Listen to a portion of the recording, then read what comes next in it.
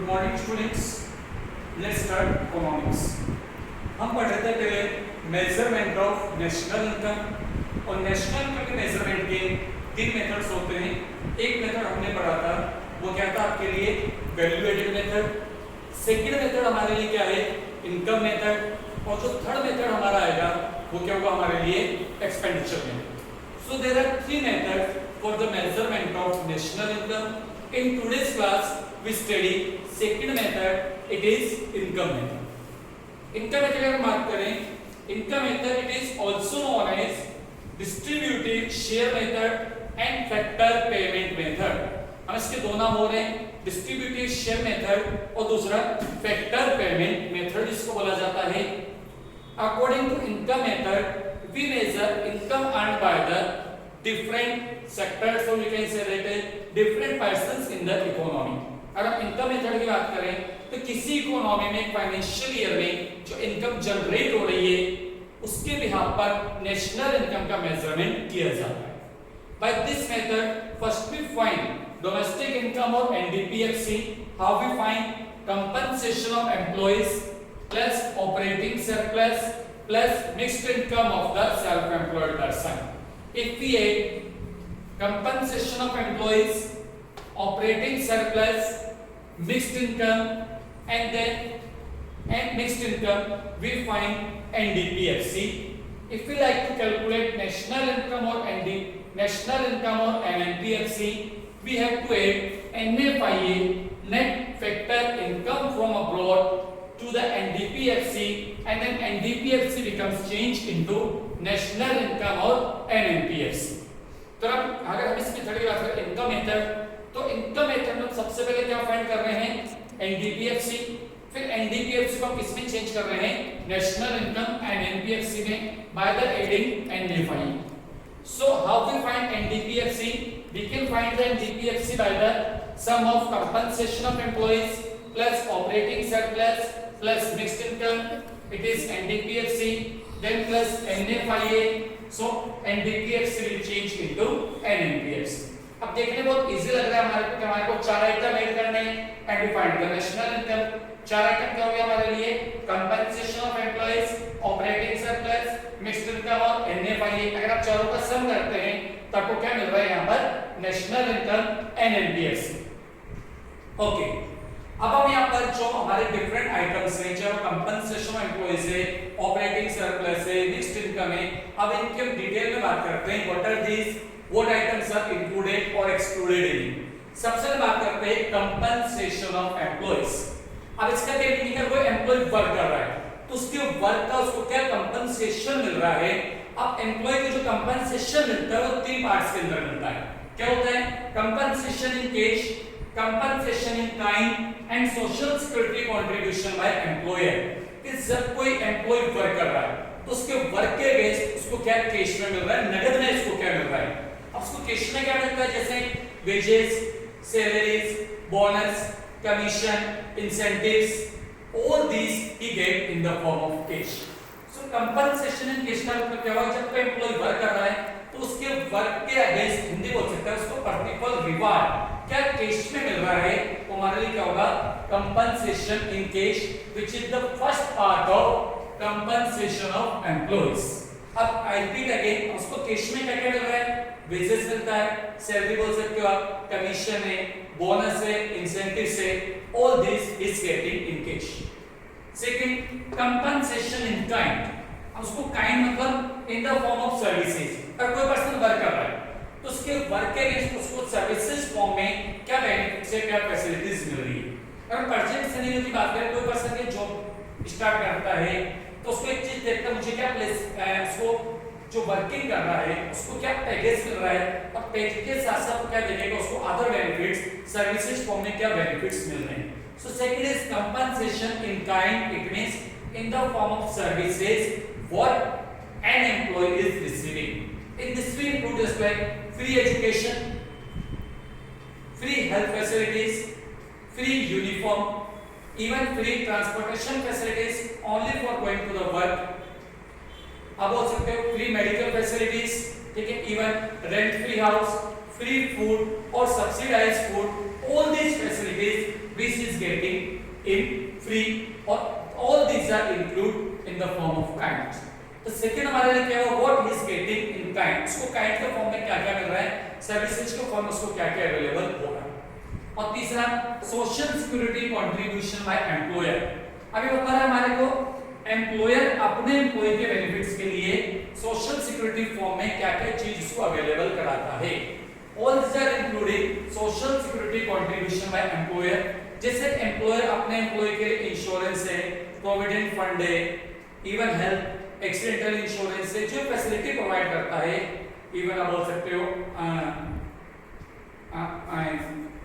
Pension scheme से, तो उसमें जहां पर भी वो आप बोल सकते हो एम्प्लॉयर कंट्रीब्यूशन होता है, वो सब किसका बात हो जाएगा, कंपनसेशन ऑफ एम्प्लॉयज का।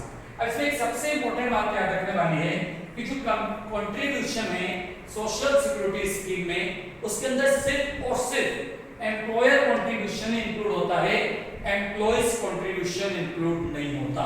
अगर आपके क्वेश्चन में लिखा आता है social security contribution bye employees, तो आपको उसको इंक्लूड नहीं करना, आपको क्या करना है, social security contribution by the employer, employer जो कंट्रीब्यूशन कर रहा है वही इंक्लूड होगा, एम्प्लॉय जो कंट्रीब्यूशन कर रहा है वो उसमें इंक्लूड नहीं होगा, आपको अच्छे से याद रखना। तो जब आपका कंपनसेशन ऑफ एम्प्लॉयज है, ये तीन पार्ट में आपके डिवाइड हो गया, क्या क्या हुआ, compensation in cash, compensation in kind and social security contribution by the employer. अगर आप तीनों का सम कर देंगे तो आपको क्या मिलेगा, कंपनसेशन ऑफ एम्प्लॉयज। तो जब ये क्वेश्चन सोल्व करेंगे न्यूमेरिकल, या तो उसमें लिखा आएगा कंपनसेशन ऑफ एम्प्लॉयज, अगर नहीं होता है तो चलिए इनको सब पार्ट्स में डिवाइड होता है, पहले दो ही पार्ट्स आते हैं, एक तो होता है वेजेज एंड सैलरी और दूसरा होता है social security contribution by employer. और कभी-कभी social security contribution bye employees लिखा हुआ भी आ जाता है, तो आपको एक चीज याद रखनी है, अगर social security contribution bye employees है तो आपको उसको ऐड नहीं करना है, आप इसको ऐड करेंगे social security contribution bye employers only. और एक और चीज इंपॉर्टेंट है, अगर क्वेश्चन में इसे लिख दिया कंपनसेशन ऑफ एम्प्लॉयज लिख दिया और साथ में इसे कोई वैल्यू अलग से दे दिया, जैसे उसने लिख दिया social security contribution by employer, तब इसको आप अलग से ऐड नहीं करोगे, because it is a part of compensation of employees. किसका पार्ट है, कंपनसेशन ऑफ एम्प्लॉयज, और कंपनसेशन ऑफ एम्प्लॉयज में ऑलरेडी इंक्लूडेड, तो आपको उसको अलग से दोबारा ऐड नहीं करना है।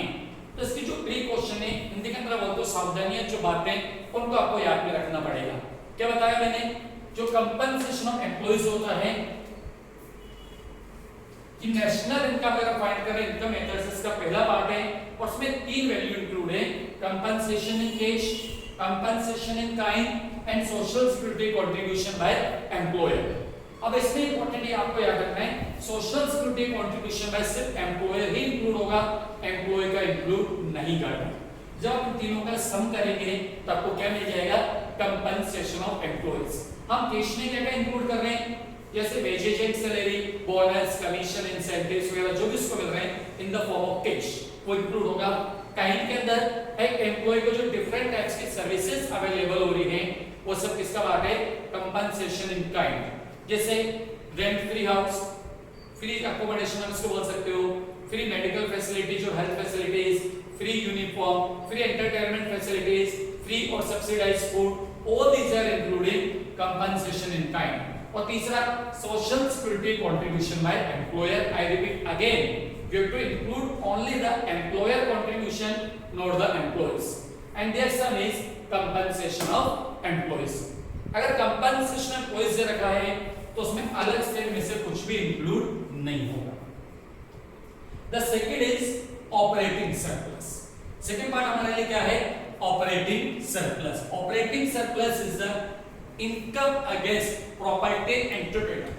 यहाँ पर क्या दो चीज इंक्लूड हो रही है, इनकम अगेंस्ट प्रॉपर्टी और इनकम अगेंस्ट एंटरप्रेन्योर। अब इनकम अगेंस्ट प्रॉपर्टी के अंदर हम मेनली दो चीज इंक्लूड करेंगे, क्या क्या, रेंट और रॉयल्टी।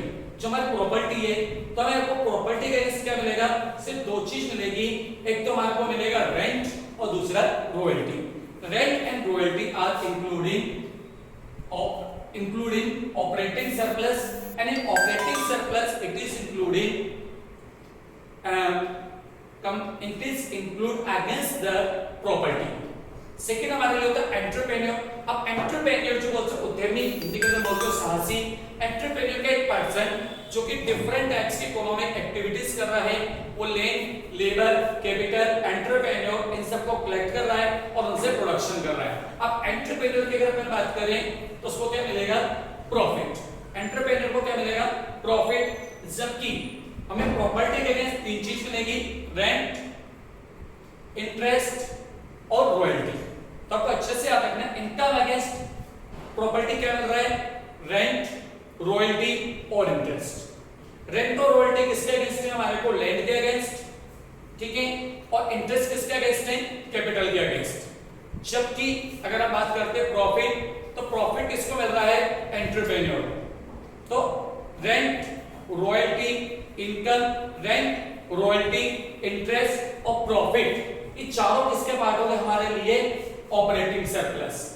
रेंट, रॉयल्टी, इंटरेस्ट, ये किसके अगेंस्ट है? Against the property. और एंटरप्रेन्योर को क्या मिलेगा? Profit. So rent, interest, royalty और profit, all these fours are included in operating surplus. इसमें आपको एक चीज और ध्यान रखनी है। अब जो प्रॉफिट है, प्रॉफिट के बारे में दो इंपॉर्टेंट बातें हैं। प्रॉफिट को तीन पार्ट में डिवाइड किया जाता है। What are three parts of the profit? Dividend, corporation tax and undistributed income.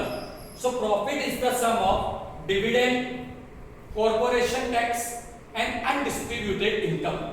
Dividend क्या है कि किसी, सिंपली हम बोल सकते हैं डिविडेंड किसी भी फर्म की प्रॉफिट का वो पार्ट जो फर्म अपने शेयर होल्डर को डिस्ट्रीब्यूट कर देती है, इट्स डिविडेंड।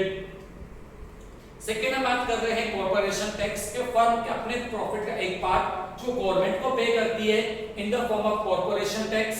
और थर्ड पार्ट जो फर्म अपने प्रॉफिट का एक पार्ट अपने पास बचा के रख लेती है फ्यूचर एक्सपेंशंस, इवन बोल सकते हो आप फ्यूचर एक्सपेंशन या उनके जो फ्यूचर प्लानिंग्स है उनके लिए, वो क्या कहलाता है? Undistributed profit. अब इस अनडिस्ट्रीब्यूटेड प्रॉफिट को रिटेन अर्निंग भी बोला जाता है और साथ ही साथ रिटेन अर्निंग के साथ हम इसको बोलते हैं saving of the private corporate sector. जब saving of the private corporate sector बोलो, आप रिटेन अर्निंग बोलो, अनडिस्ट्रीब्यूटेड प्रॉफिट बोलो, all these are same. So profit is divided into three parts, dividend, undistributed profit और कॉर्पोरेशन टैक्स। अगर आप तीनों का सम करेंगे तो आपको क्या मिलेगा? प्रॉफिट। तो एक चीज आपको ध्यान रखिए, अगर आप ऑपरेटिंग सरप्लस फाइंड कर रहे हैं तो आपको ऑपरेटिंग सरप्लस के लिए क्या करना है? रेंट, रॉयल्टी, इंटरेस्ट और प्रॉफिट का सम करना। अब किसी क्वेश्चन में हो सकता है कि प्रॉफिट ना देके प्रॉफिट के डिफरेंट पार्ट्स कर दे, और प्रॉफिट के तीन पार्ट मैंने आपको बताया क्या क्या? Dividend, corporation tax, undistributed profit. अगर आप इन तीनों का सम करेंगे तो आपको क्या मिलेगा? प्रॉफिट। और प्रॉफिट के अंदर अगर आप रेंट, रॉयल्टी और इंटरेस्ट को प्लस करेंगे then it will change into operating surplus, जो कि आपको याद रखना है। अब एक चीज और ध्यान देने वाली बात है कि अगर आपको क्वेश्चन में प्रॉफिट दे दिया और उसने प्रॉफिट के साथ आपको लिख दिया डिविडेंड, तो आपको अलग से डिविडेंड ऐड नहीं करना है, because dividend is the part of profit. Dividend किसका पार्ट है? प्रॉफिट का, और ऑलरेडी प्रॉफिट में इंक्लूड है, तो आपको अलग से डिविडेंड को उसके अंदर ऐड नहीं करना है। ये चीज आपको ध्यान में रखना है। और तीसरी और सबसे इंपॉर्टेंट बात प्रॉफिट के लिए, हम जब भी प्रॉफिट इंक्लूड करेंगे it is always before the paying tax. Tax देने से पहले का प्रॉफिट हमारे को लेना है। अगर किसी क्वेश्चन में ऐसे लिख दिया profit after tax, in that case you have to add corporation tax. I repeat again, if any question profit is written as profit after tax, then you have to include corporation tax.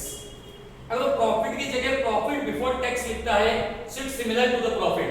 ऐसी गलती नहीं करना कि profit before tax लिखा हुआ है और आप उसके अंदर कॉर्पोरेशन टैक्स ऐड करके आगे, ऐसा नहीं करना है। अगर प्रॉफिट आफ्टर टैक्स होगा तभी आपको कॉर्पोरेशन टैक्स उसमें ऐड करना है, अदरवाइज आपको उसमें ऐड नहीं करना। सो आपको सिंपली याद रखना ऑपरेटिंग सरप्लस क्या हुआ? Income against property and income of the entrepreneur. अब इस साल आपके एग्जाम में क्वेश्चन भी आया हुआ इसके ऊपर, 1.5 मार्क का क्वेश्चन आया था, define income against property and income of the entrepreneur. Okay, हम तीसरा बात करते हैं mixed income of the self employed person. इसमें तीन वर्ड्स आ रहे हैं, self employed person, it means it is the income of the self employed person which we can't divide into rent, wages, interest and profit, it means factor income. ये क्या self employed person की income है कि हम जिसको factor income में divide नहीं कर सकते।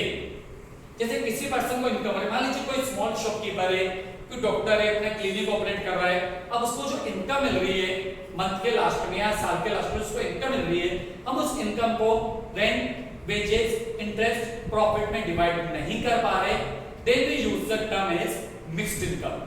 और ये हमेशा किसकी होती है? सेल्फ एम्प्लॉयड पर्सन की। तो जो क्वेश्चन आपको एग्जाम में मिलेगा उसमें लिखा होता है mixed income of the self employed person. So it is a different types of income which we receive in an economy, and their sum is NDPFC. What we include? Compensation of employees. It divided into three parts. What are compensation in cash, kind, and social security contribution by employer. Second is operating surplus. It is the income against your property and entrepreneurship. It is of four types. What are? Rent, royalty, interest, and profit. Then again profit will be divided into three parts. What are? Dividend, corporation tax, and undistributed profit. And you always have to take profit before the paying taxes. And the third part is mixed income of the self-employed. And their sum is NDPFC, compensation of employees, plus operating surplus, plus mixed income of the self-employed person. And if we have to calculate national income of NDPFC, we have to add NFI in NDPFC. So in today's class we see what is income method, and with the help of income method how we can find NDPFC and then national income. In the next class we will revise it and we see what are the precautions which we have to take when we use the income method. अगर income method use में लेते हैं तो हमारे को क्या precautions